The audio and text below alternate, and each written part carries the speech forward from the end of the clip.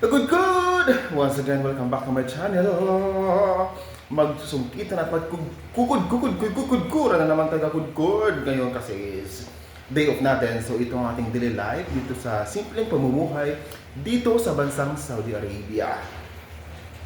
So ito ang ating villa kudkod sa mga baguhan at gusto suntukan o kudkuran sa aking tahanan. Ito ang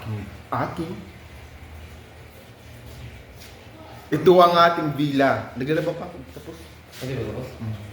Ilagay mo na dito, ano ko na lang. Isunod ko na lang. Sige. Kaya day off natin, kaya naglalaba tayo kakudkod. So, habang maglalaba tayo at maglilinis ay siyempre magkape tayo.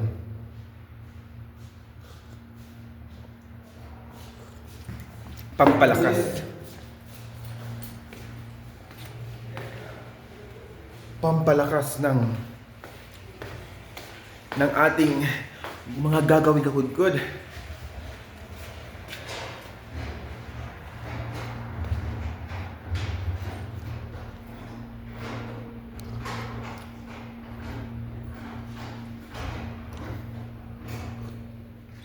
Ay, tabang naman ng kape natin.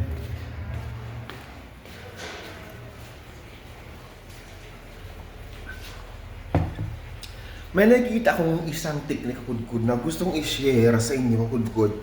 Kung kayo nga baka kakudkod ay hirap na hirap o maraming lamok sa inyong tahanan o maraming mga kumakati-kati sa inyong bahay at nais nyo magpausok para maalis ang mabahong amoy at maalis ang mga lamok sa inyong tahanan kakudkod. Meron akong magandang idea na gusto nyo ibahagi sa inyo kakudkod. Wala iba kundi ang ito. Kung meron kayo nito kakudkod, pwede itong gawing pampausok sa inyong tahanan. Ang picture natin kakudkod, no? Ito ang egg tray.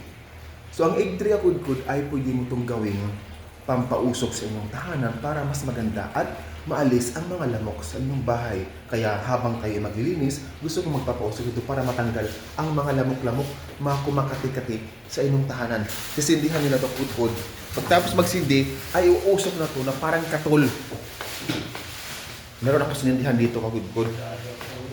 Ay, ito. Ayan. Ipapasilip ko sa inyo. So nagsindi na ako ng isang kudkod at napakalakas itong umusok. Maalis talaga ang mga lamok sa inyong tahanan ng kudkod. Ay, umusok sa taas. Napakausok niya. At siguradong maalis at matanggal ang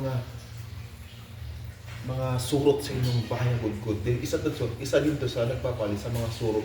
O, siyempre, yung mga lamok na umaligid sa inyong kwarto ng kudkod o sa inyong tahanan. Hindi pa to madumi tingnan dahil pwede mo siyang ilagay sa isang isa ganyan para hindi marumitin o makalat. Kaya pwede mo siya ilagay sa isang lugar lang na kudkod. Di ba?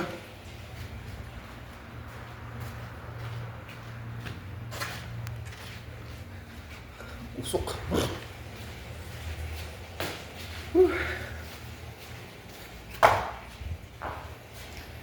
Kaya dito tayo kumikot sa gusto ko ipasok to dito sa loob para maganda dito mausok at matanggal yung amoy niya kakudkod.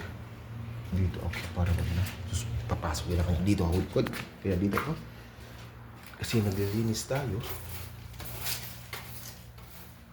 Dito ako sa isang kwarto, sa isang bakanting kwarto kakudkod kung saan